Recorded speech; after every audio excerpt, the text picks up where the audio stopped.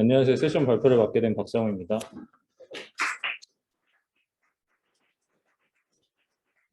오늘 주제는 제가 알고리즘 공부를 하면서 이 알고리즘 문제에서 효율성 검사에서 계속 틀려서 예전에 제가 알고리즘 강의를 들었을 때 시간 복잡도에 대해 배웠었는데요. 그 부분에 대해서 복귀하면서 시간 복잡도를 왜 고려해야 되는지 간단하게 소개해드리고자 이 주제를 준비했습니다.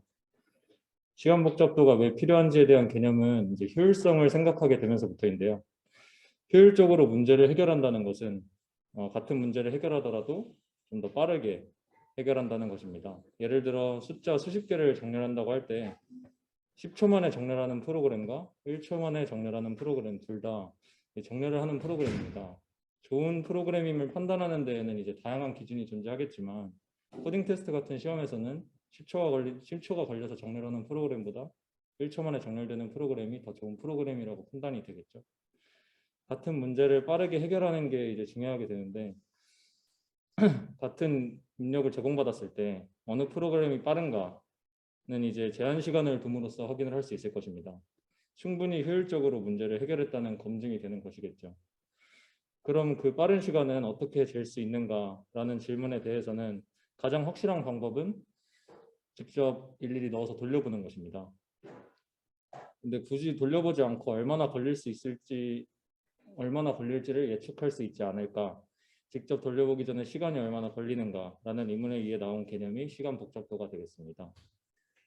보시는 코드의 시간 복잡도는 가장 중요한 부분인 포문에서 반복이 n번 이루어지므로 5의 n이라고 할 수 있습니다. 이 코드는 입력값이 커짐에 따라서 시간이 점차 증가하는데요. 그럼 구체적으로 얼마나 걸릴까요? 5의 n 시간 복잡도에서 대략 1억 번의 영상을 수행하면 1초 정도가 걸리는데 만약 제가 짠 코드가 5의 n 제곱이다. 그러면 1만 번의 연산만으로도 1초가 됩니다. 그럼 문제에서 최대 10만 번 연산 수행 조건이 걸리면 이제 5의 n제곱으로는 문제를 풀 수 없게 되겠죠.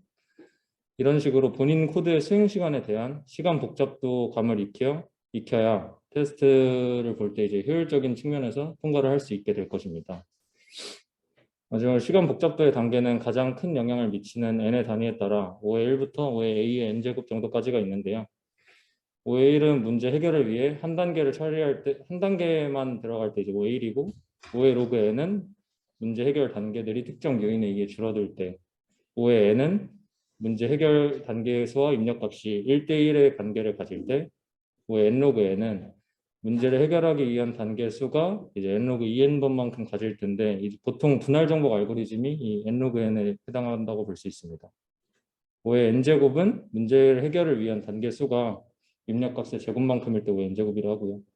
5의 2의 n제곱은 문제 해결을 위한 단계 수가 주어진 상수값의 n제곱일 때 정도로 볼 수 있습니다.